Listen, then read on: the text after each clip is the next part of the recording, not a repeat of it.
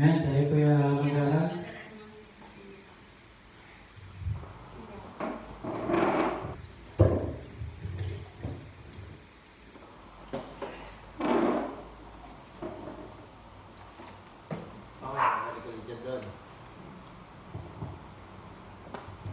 Ayan, tayo po mag-aaral. Mga kapatid,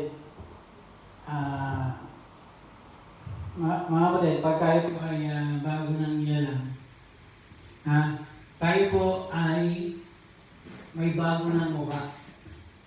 May bago na tayong pagkatao. Nagkagaya ni Jesus. Amen? Magsimula tayo, baby. Baby, wala pa yun. Pero baby, pag baby Christian ka, napakaganda ng buhay mo. Kumbaga sa estudyante, ito yung high school life. Parang high school. Ang saya ng buhay mo bilang estudyante. Higit pa sa elementary, maglalaro ka lang naman. Ano ka sa, minsan marumi yung laruan nila. Minsan sa marumi tubig, marumi buga. Pero high school hindi eh, maayos ka, mas pag-iisip ka na, tapos puro, ang ganda, puro pangkabataan mo yung ginagawa mo. Yan yung baby Christian. No? Ngayon, yun yung pinaka-puber mo. Kung mga sa Avila, nasa puber ka pa, komportable ka. Aalis ka doon. Aalis ka doon. Hindi ka laging ikaw binibigyan. Dating araw, ikaw naman magbibigay. Dating araw, pupunta ka sa ibang bansa, Africa, India 1 billion, China 1 billion na tao. Africa, dami din. Pupunta ka doon. No? Pagpunta mo doon, hindi ka maghahingi ng tulong sa pamilya mo. Ikaw mag-isa. Kagaya ka ni Jesus solo flight. No? Tinatanong niya yung mga alagad niya. Daming tao, 20,000. Paano sila kakain? Lord, ang laki ng pera gagamitin niya, tsaka sa bundok tayo. Paano natin papakain yan? Lalo mahal. Sa Maynila, mahal. Nasa bundok pa tayo, lalo mahal. Lalo malaki presyo. May mga bundok ka, helicopter para mapakain na. No? So, mga kapatid, gano'n ka bilang agila. Ikaw na magbibigay, hindi ko bibigyan. Wala ka na sa pugad mo.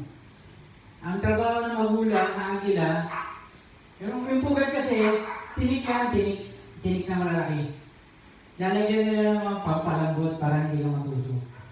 Ngayon, pagka oras na para lumipad ka, tatanggalin yung mga pampalambot, yung mga padding na yan. Kumbaga sa higaan niya yung pong, tatanggalin yan. Puro na tinik. Tapos isa-isang babaklasin niya ng nanay. Kapalitan ng agila na yung kanyang pakpak. Para silang parang nananalamin. Sabi siguro ng bata agila, ganyan pala ako. Ganyan pala ako pag natuto ako. Ganyan pala ako pag lumaki ako. Gumana yung magulang niya agila sa kanya, sa harap niya. Sabi ganyan pala. Pinapakita ng natuturo sa'yo, may power ka din. Amen? Hindi ka na bibigyan, ito na magbibigay ngayon. Pag-aralan mo na lumipad mag-isa.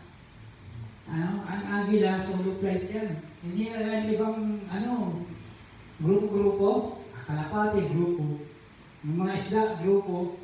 Yung mga sardinas, grupo yan. Kaya makita mo sa pelikula na ang dami-dami mga islang sama-sama, sardinas yan. Hindi ganun ang agila. Isa kang agila, lumipad mag-isa.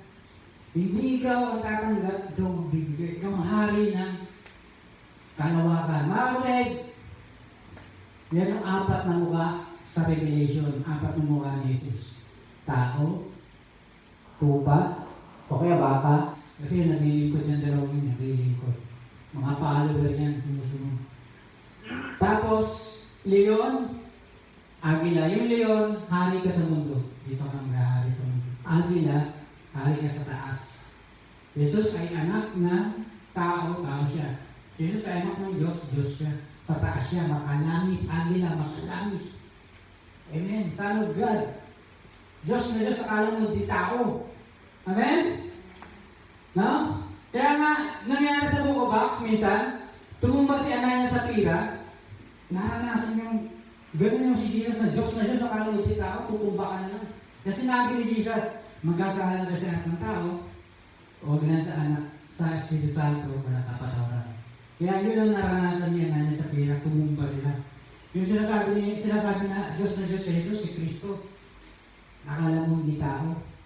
Kasi bawal na bawal kang magkasala sa Espiritu Santo. Meron silang oneness. Si Jesus wala Ama, naging karoon ng oneness. Isa. At yung mga alagad, nagkaroon na naman ng oneness kay Jesus. Dahil kay Jesus nagkaroon ng oneness. Isa lang sila, katawan ni Kristo. No? Nakala mo hindi na sila, patay na sila. Ang nabubuhay na lang si Jesus sa buhay niya. Amen? Sa pamamagitan niya ng Espiritu Santo. Jesus na parang hindi na si Pedro, hindi na si Pablo. Nangyari yun dahil sa Espiritu Santo. Walang ibang paraan para mangyari yun. Di ba? Kaya si Jesus dahil sa Espiritu Santo. Isinantabi niya yung power niya bilang anak ng Diyos. Isinantabi niya, Holy Spirit lahat. Para yung susunod sa akin, ganoon din. Alam na nila gagawin nila sa Holy Spirit. So, dito sa buko box. Mga kapatid, tatawag yun ang agila. Makalangit, spiritual. Heavenly, agila. Sa taas. Amen? Pag leon naman dito sa mundo, nasa lupa. Hari ka dito. Si Jesus, hari siya. Matthew, hari si Jesus. Yun yung isang mukha ni Kristo, siya ay hari. Amen? Hari siya. Alam nyo, yung leon, mga kapatid, hindi siya bossing. Yung leon, hindi yung bossing yung leon. May nakita ka bang leon na nagutos?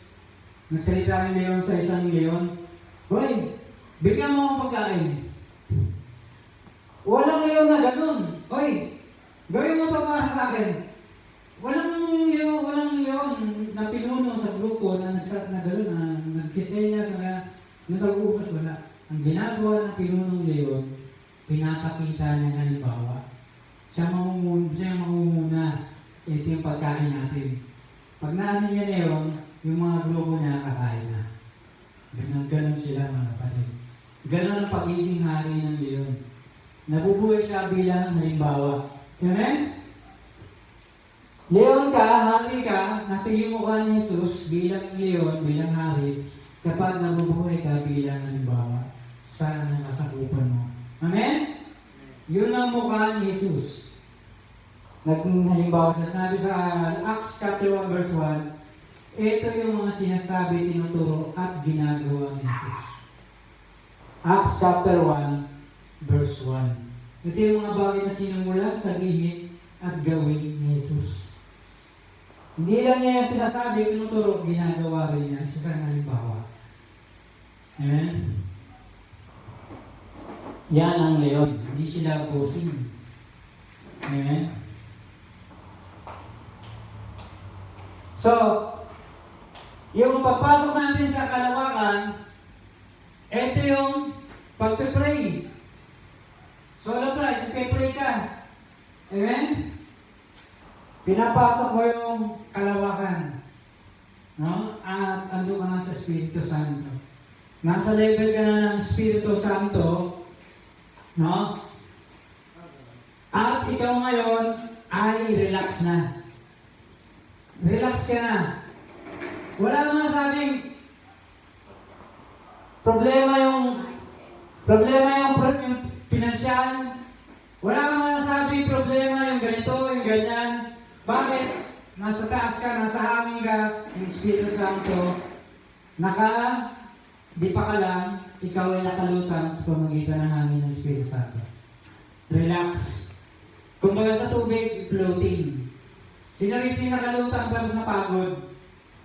Pag nag-floating ka, lulutang ka. Pag nag-relax ka, lulutang ka. Amen? Ganun din sa taas. Yung ginagawa ng agila. Pag nag-relax siya, nakadipa lang siya, lulutang siya sa taas. Sasabayin niya lang hangin. Amen? So yun. Pag kasama mo ang Espiritu Santo, relax ka. Pag kasama mo ang Espiritu Santo, madali ang bagay sa'yo. Tatakbo ka, hindi ka lalakad ka, hindi ka mangalay, tatakbo ka, hindi ka mapagod. Amen? Ganyan ang agila. No? Bakit? Nag-solo flight, pumasok, nag-pray, nagpunta sa sikretong lugar. Mga agila lang nakakaalam nun. Amen? Agila lang nakakaalam nun.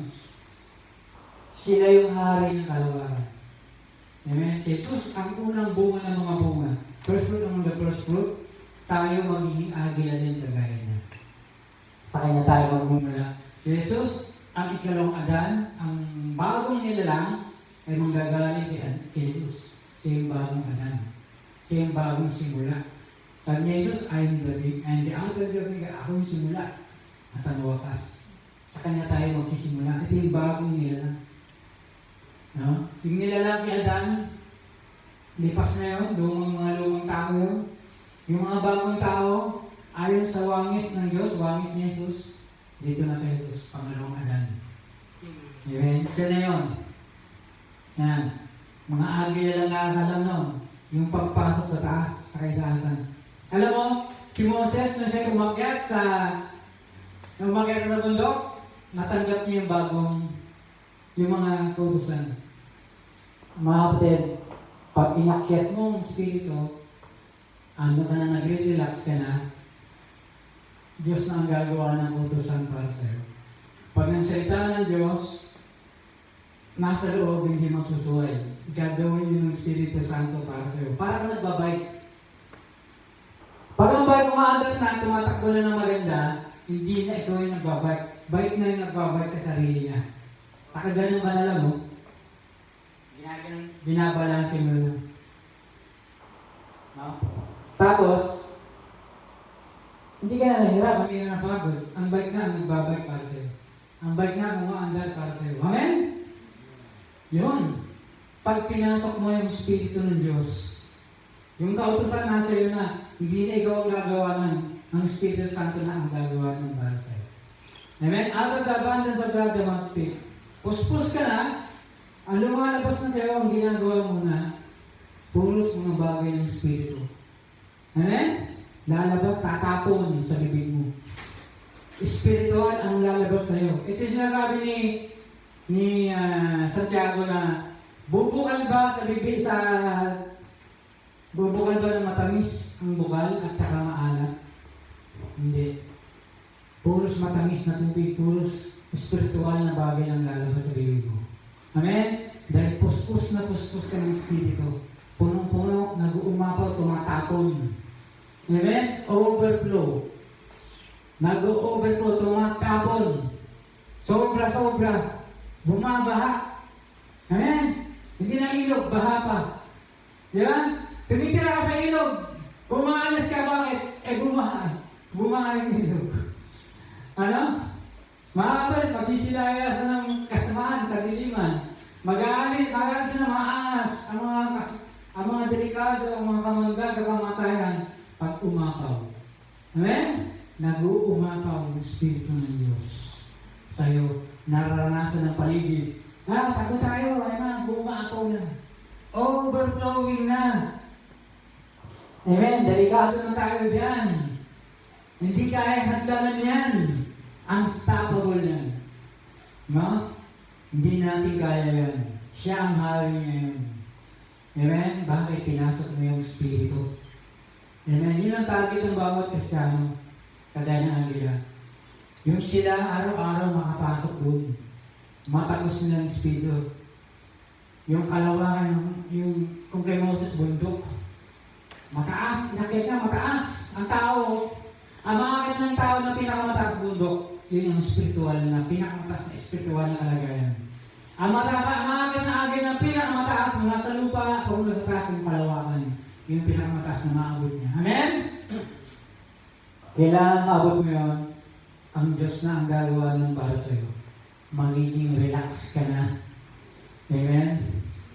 Kasi pag hindi, alam mo yung mga kapatid, pag hindi nyo ginawa yun, magiging kagaya ko ni Pablo. Panginoon! Sabi ni Pablo, yung ayaw ko nagagawa ko. Kasi hindi mo pa napasok yung spiritual. Hindi pa nag-overflow. At yung ginagawa ko, yung hindi ko dapat gawin. Kasi hindi mo pa napasok yung spiritual. Tama si Jesus, prayerful. Kada ngayon ka ba lang yung gagawin? kagagaling lang niya sa pray. May all-night prayer siya, tapos may kababalikan siyang gagawin. Basahin niyo yung Bible, yung pagkasunod-sunod. O intindihin niyo mga verse chapter 1. Kinakawawa lang niya yung binabasa niyo, pinagputol-putol. Wala talagang chapter at verse yan. Amen? Yung pagkasunod-sunod makikita niyo, bago siya gumawa ng maraming kababalagan, galing siya sa matinding prayer. Mayroong all night, nag-pray siyang gano'n. No? Nagpakain siya ng libo-libo, kapay-pray lang niya. No? Walang aksidente. Hindi tayo magaling ang magaling ng Diyos. Kasi nag-overflow yung Holy Spirit sa'yo. Nag-overflow yung ilog. Kaya gumawa ng kababalagan, hindi ka kayang pigilan. Amen? Alam nyo, si John the Baptist, gusto nilang batuhin. Hindi nila magawa kasi kinikilala ng mga tao, si John the Baptist ay propeta. Nag-overflow na. Yung Espiritu ng Diyos pumunta na sa mga tao. Sige, dalawin niya ang linggo ng Diyos, sabi kayo sa amin. Nag-overflow na eh. Hindi tayo nagpipresito, tapos pag kawawa tayo, yung mga tao nanonood lang, kawawa na si pastor. Kawawa na yung Sunday school teacher. Mga kapatid, pag nag-overflow yung Holy Spirit, yung Espiritu ng Diyos, ang sabi ng mga tao, sige, subukan mo lang. Lagot ka sa amin. Huwag mo kakantiin yung pastor namin. Pag makakantiin yan, lagot ka sa amin. Yun yung ginawa ng mga tao kay John the Baptist. And, yun ang ginawa ng mga tao sa mga pariseo na gusto nilang labanan si Jesus, wala silang magawa. Kinikilala nila si Jesus na propeta. Pinapahulingan nila si Jesus eh. Hulihin niya si Jesus. Sabi ng mga tao, Sir, boss, wala pa nagsalita ng ganun. Grabe magsalita. May autoridad. May kapangyarihan. Galit na galit yung nagbutos eh. Ba't di nyo hinuli? Amen? Sagot ng tao yung nagtuturo, nag-overflow yung Espiritu ng Diyos. Amen? Nakarating sa kanila, grabe. Hindi ito ordinaryong tao lang ng ganong ordinaryong tao. Ibang klase ito. Parang Diyos na nagsasalita. Ano? Napagkabalang pagkinandig, pag ulihin ko ito, baka mamamatay ako eh. Pagkinandig, alala, sama-sama, sabi ng mga parseo, tutumpa, piling namin, magtutumpa kayo, mamamatay ko eh. Amen?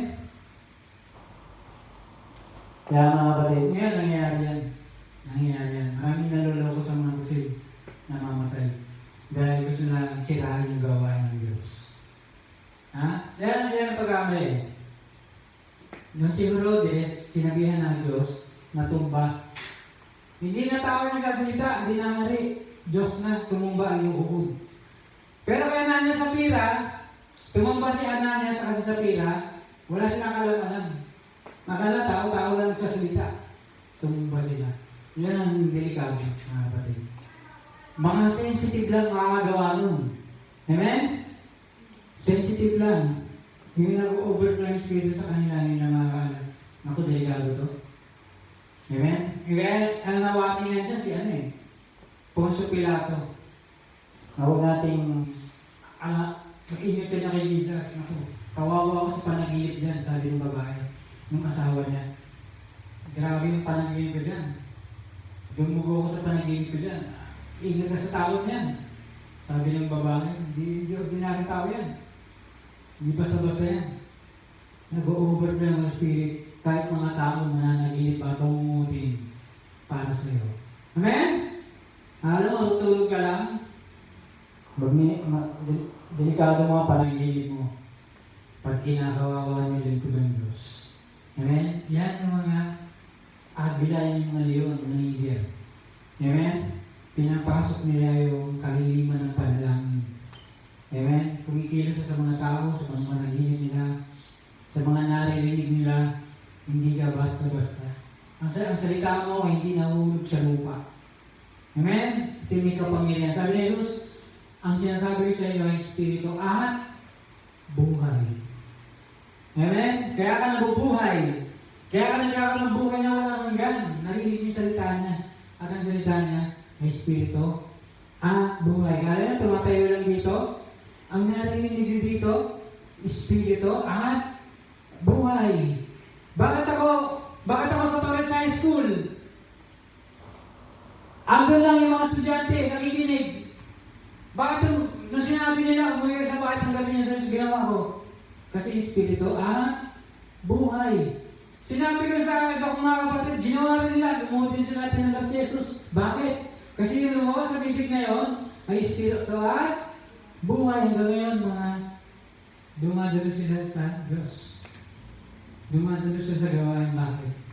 Kasi ang salita na yun ay Espiritu at buhay. Amen? Hindi basta-basta yung salita na yun.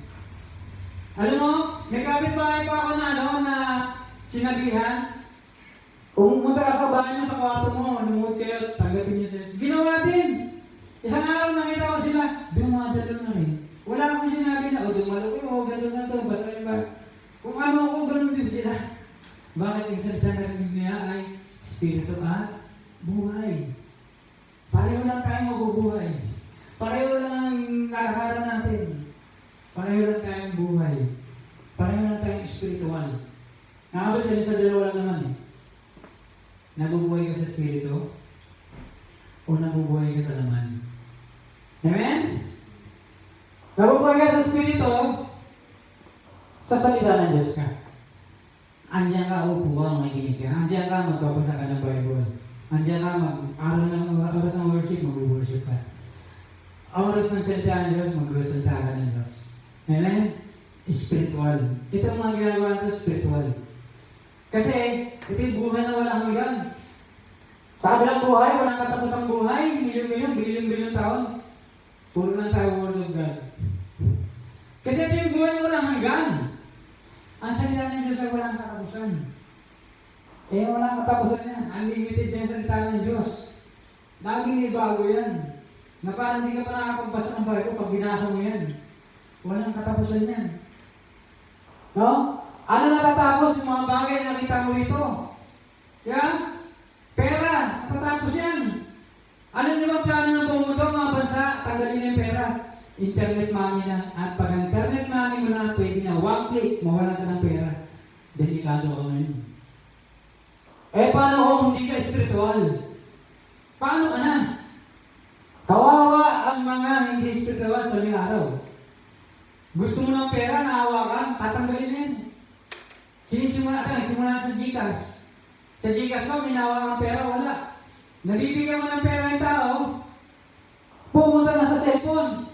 Tapos pagdating mo sa mga Walmart, cellphone din ang gagamitin mo, hindi ka man ang ng pera, ibigay sa kahera. GCash na naman. Nakakabili ka. Mga kapatid, pag tinanggal ang pera, ang mga papel, wala ka na, paano ka na? Ang mga bagay sa mundo nawawala. Pera ka pa rin. Kailangan spiritual ka. Alam mo sa book of Acts, kailangan mangyari ito ngayon. Amen, alam mo?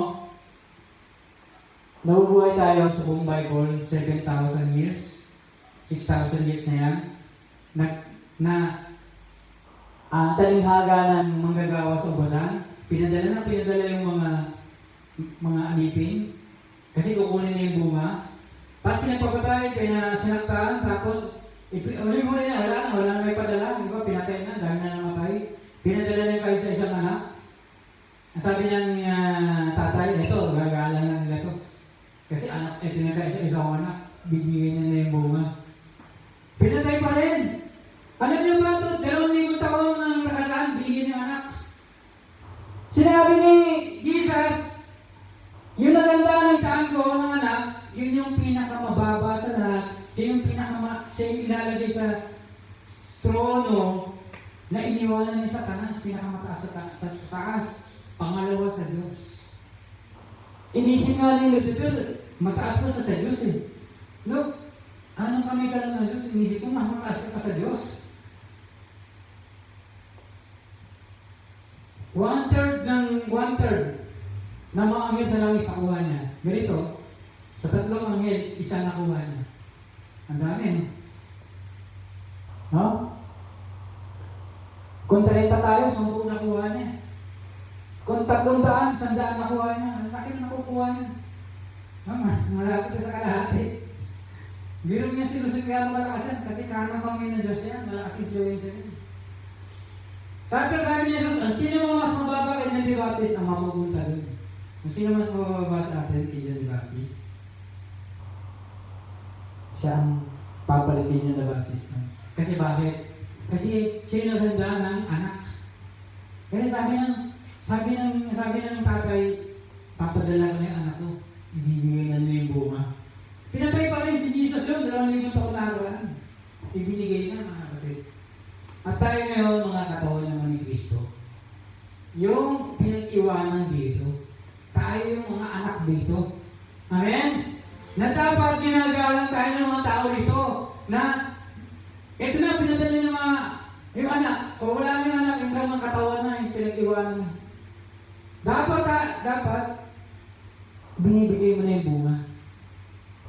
Pero nangyari, wala pa rin. Ang mga tao doon pa rin sa pera.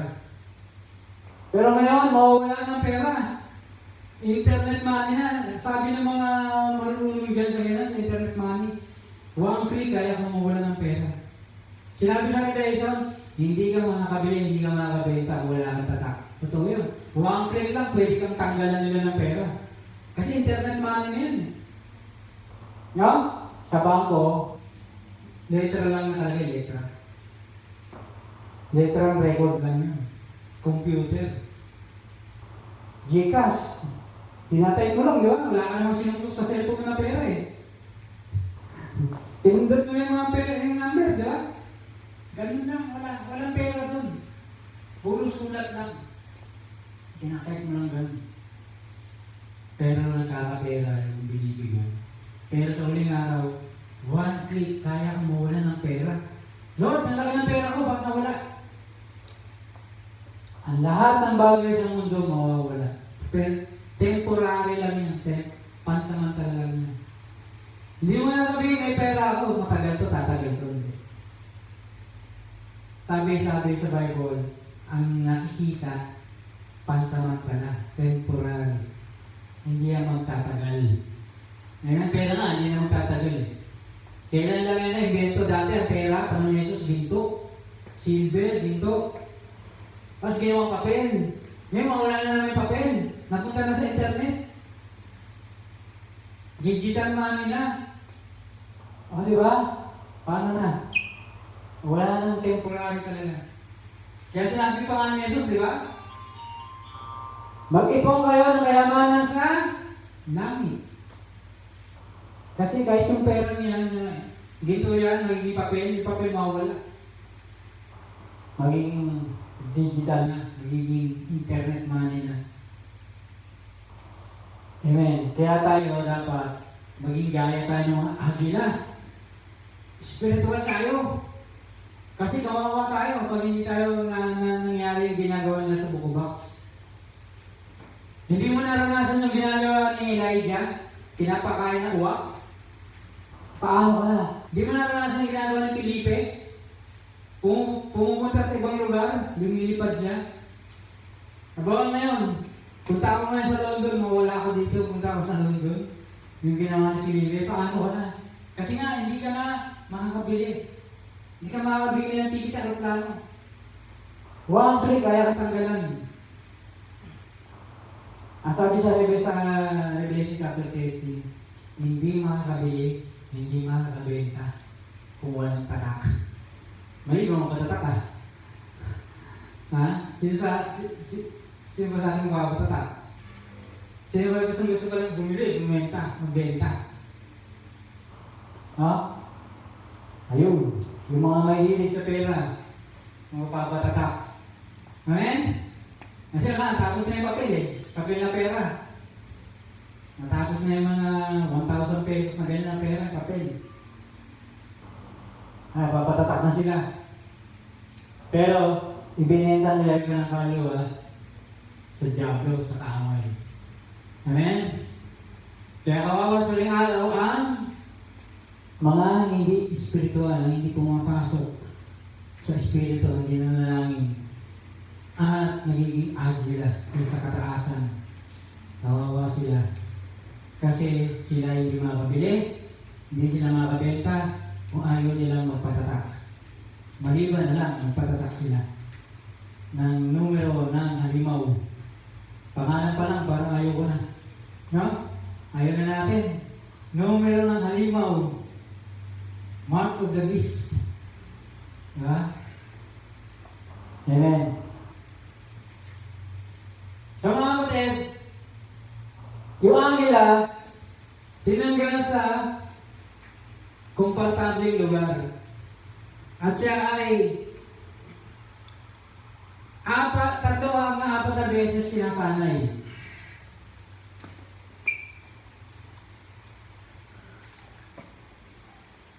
Tatlo hanggang apat na beses siyang binubuhat, binabagsak sa taas. Pag malapit na mauntog, sasabuhin. Tatlo hanggang apat na beses, araw-araw yan. Ngayon sabihin mo, Lord, may problema ako. Babagsak ka na, babagsak ka na. Baka makulong ka na, sasunagin ka ng Diyos. Sa isang araw, apat na beses mo naranasan yun. Sinasagin ka lang ng Diyos para makalipad ka na, para matuto ka na, para mag-solo ka na, mag-solo flight ka na. Hindi ka natatanggap kung ano magbibigay. Kasi mga walang pakpak, hindi yan makakalipad kung kuha ng pagkain niya. Hihingi lang yan, tatanggap lang yan. Pero pag lumilipad ka na, kagaya ng agila, ikaw na magbibigay. Yung magulang na agila, nagbibigay sa kanyang mga anak na agila. Ikaw na, di na ikaw kukuha, ikaw na magbibigay. Amen? Pag nasa Africa ka na, may ministry ka na dyan, hindi na ikaw magbibigyan. Ako nandito ka ba sa Pilipinas, binibigyan ka. Pag nasa Africa ka na, ikaw na magbibigay. Amen? Kaya ni Jesus, 20,000 tao, 5,000 tao, naging 20,000 tao sama ng babae at bata. Pinakain on the spot. Wala silang pera. Nanggaling sa ilang pirang isda, tinapay. Ikaw na nagbigay. Di ba? Yung kakunting binigay sa'yo, naparami mo. Amen? Ngayon ang kapangyarihan ng pagbibigay. Pag binigay mo na lahat, kakatiting man yan para humingi ng Diyos. Maraming kakain. Amen? Kaya nga, panahon ni Elijah, kaya nagugutom, ay ibigay lahat. Ang sabi ng babaeng balo, Panginoon, ito lang meron mo, bigay mo. Wala katapusan. Natapos yung paggutom, hindi siya nagutom. Maraming balo sa Israel nagutom. Ang sabi pa nga nila, ito, sabi na, Manahari kasi sabi nitong kabilang pamilya, kakainin daw namin yung anak ko, kahapon, ngayon naman, anak naman na. Nagtago. Nakain yung anak ko. Kami naman, paano kami kakain ngayon? Wala na akong anak. Siya, may anak ko, buhay pa, tinatago na. Ganon, pati anak kinakain. Bakit? Kasi ayaw magbigay. Samantalang babaeng balo, ito na lang, kadulutuluan ng bulsa niya, ito na lang. Sabi niya pa nga ng babaeng balo, bukas mamatay na kami, pinarami. Yan ang kapangyarihan ng pagbibigay. Binigay mo na, kaunti lang ha. Binigay mo na, pero kaunti lang. Pero pinarami. Kaya maraming balo sa Israel na nagugutom. Ayaw magbigay. Ayaw niyang maranasan paramihin ng Diyos. Na matapos sa tagutom, di ka nagutom. Kaya Jesus, may nagbigay. Ilang piraso yung tinapay, ilang piraso na galing pa sa bata, maliliit yun. Pag ako bata, huwag mo akong bibigyan ng sobrang lalaking isda, sobrang lalaking tinapay, na ako mahirapang maglakad sa bundok. Yung bang pagpunta ko sa kauwi ako, okay na. Maliliit lang yung pinarami. May mga sobra pa. Binigay mo lahat, pero pinarami naman Jesus. Amen? Ganun ka sa Africa pag napunta ka sa Africa. Ganun ka pag napunta ka sa India. Ganun pag napunta ka sa China. Pag pinipelsi ka, tatago ka ng tago kasi pinapatay doon ng mga Kristyano. Hindi tayo gagawin ganito. Huhulihin tayo ng mga pulis. Pag ganito tayo sa China, hulihin tayo. Bubugugin tayo. Minsan bigyan ko ng video niyan. Ayaw ko na panoorin eh. Talagang pinaligo na mainit, pinako ng tubig, yung nakasaksak. Ayaw ko na panoorin. Totoong buhay yun. Mga kapatid, ganyan kapag nandawa sa mga lugar na marami bilyon pero persecute ng mga Kristyano. Hindi ka na tumatanggap, ikaw din ang bibigay. No? Si Elijah, ang tinanggap niya, halos wala naman siya tinanggap. Kapurit na langis, kapurit na mantika na arena. Bigay ba yun? Pero dahil binigay mo na lahat, naparami na. Pare-pareho tayong kumain. Di ba? Pare-pareho tayong natapos sa gutom, busog tayo. Amen? Ang kapangyarihan ng Diyos, dadaloy sa lingkod niya. Dadaloy sa paniniwala ng mga tao na kaharap niya. Pag sinabi ni Elijah, ibigay mo at yung binigay, dadaloy yung kapangyarihan. Matatapos ang tagutom, hindi mo naramdaman na may tagutom. Amen? Kaya maraming nagugutom. Panahon ni Elijah, mga balo, hindi sila nagbibigay na para paramihin ng lingkod ng Diyos. Yung lingkod ng Diyos marunong may kapangyarihan paano paramihin. Para yung maniniwala, hindi maramdaman yung tagutom. Amen? Sa paano magugutom, nasa yung kapangyarihan? No?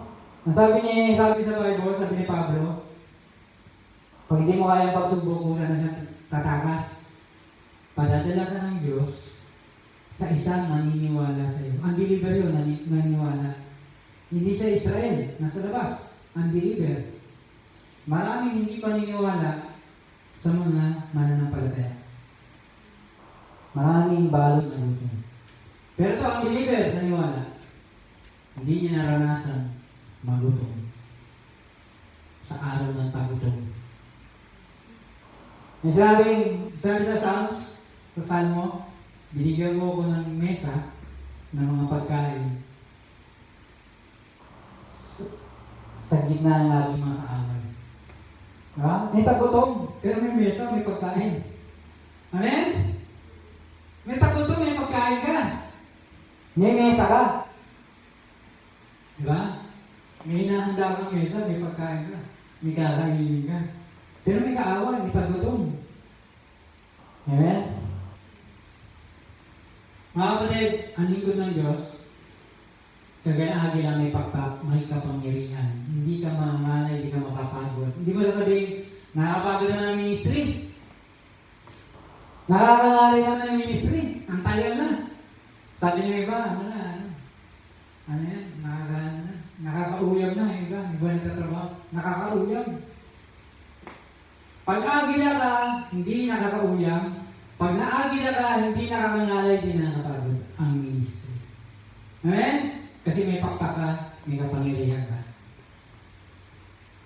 Ang mga mananampalataya na hindi naniniwala sa iyo, makakaranas sa mga kaaway. Pero yung maniniwala sa iyo, hindi. Kagaya ng tagutom. Hindi na mararanasan yan pag naniwala sila sa iyo. Pag ikaw ay agila. Amen? Ang tanong lang ba dyan, pumasok ka ba sa kataasan? Pinasok mo ba yung kalangitan? Pinasok mo ba yung Espiritu? Kagaya ng agila. Para lampasan mo yung mga bagyo, mga pagsubok na yan. Hinarap mo. Yun ang tanong. Kailangan mong gawin yun.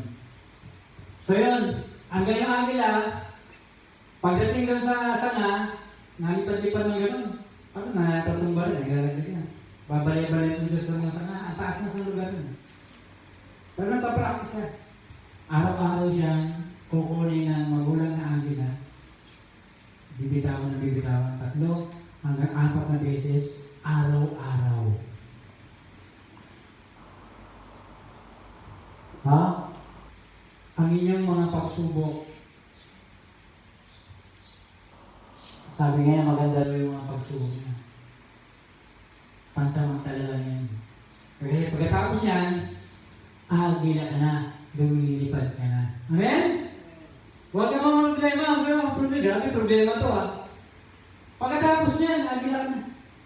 Pagkatapos ng bagyo, yung bagyo, agila ka na, nasa taas ka na. Lumilipad ka na. Nakadipa ka na. Hindi ka na nangalay. Hindi ka na napapagod. Amen? Huwag tayo magreklamo sa problema. Kung agila ka, pasasalamatan mo yan. Kasi diyan ka matututong lumipad. Hindi ka natatanggap. Ikaw na magbibigay. Kaya hindi nakakapagod ang buhay bilang agila. Hindi nakakapagod ang ministry. Hindi nakakangalay, hindi nakaulan. Kung ikaw ay agila. Amen? Dito sa lupa, ang maging hari, maging leader gaya ng leon, hindi nakakapagod. Kasi ikaw ay leon, ikaw ay leader. Amen? Kaya kailangan natin ng karakter. Yan ang pag-ugali, ng attitude.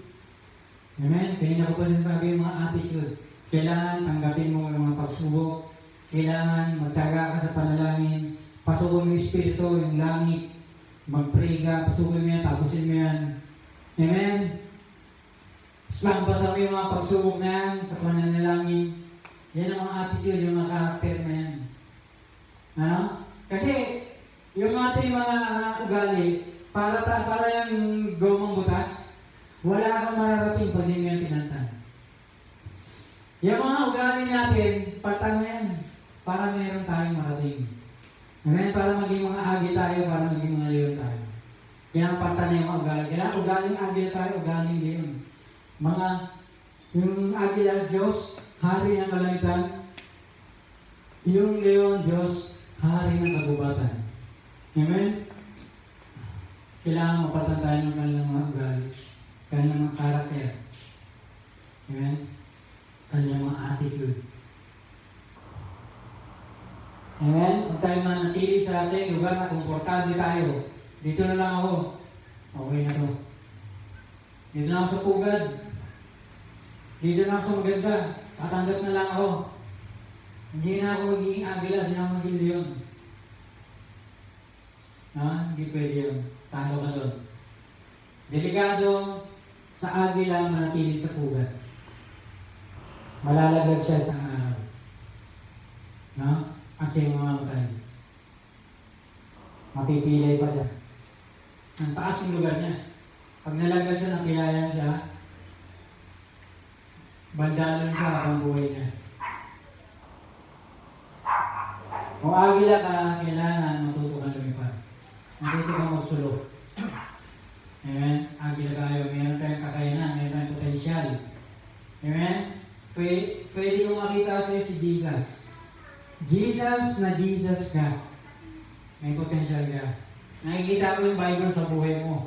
May potensyal ka. May salita ka ng Diyos. Yan ang dapat mong maranasan. Yung binabasa mo, maranasan mo. Lahat ng ginagawa ni Jesus, maranasan mo. Na ikaw gawin mo din sa buhay ng Espiritu Santo. Amen? Nagkaroon tayo ng karanasan ni Jesus.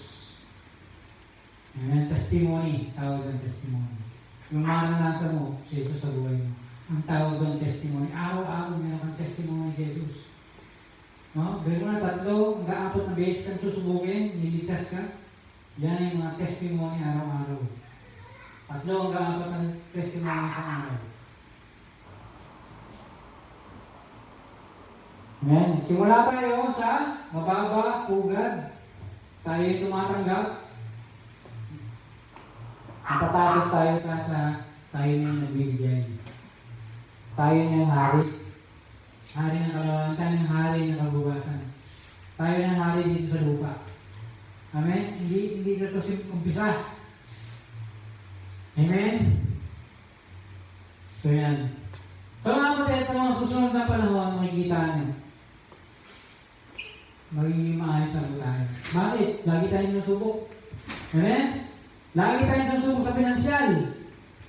Lagi tayo sinusubok sa mga bagay-bagay. Hindi tayo napagod. Tayo aani.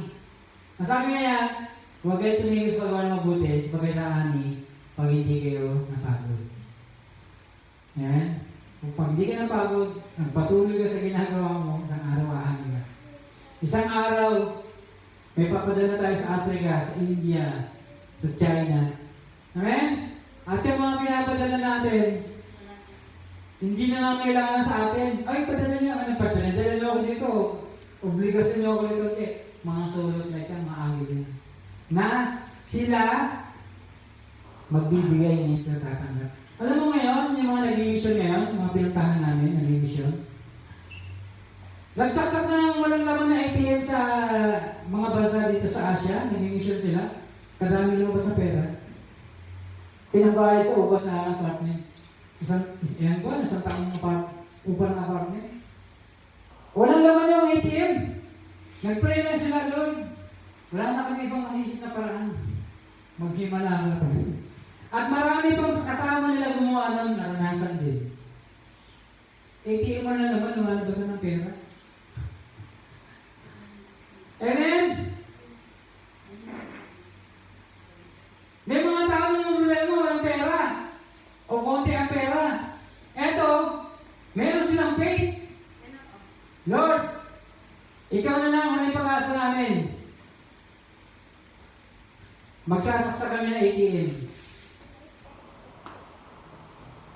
Ang daming lumabas na nakakapag-mission siya ng maraming taon.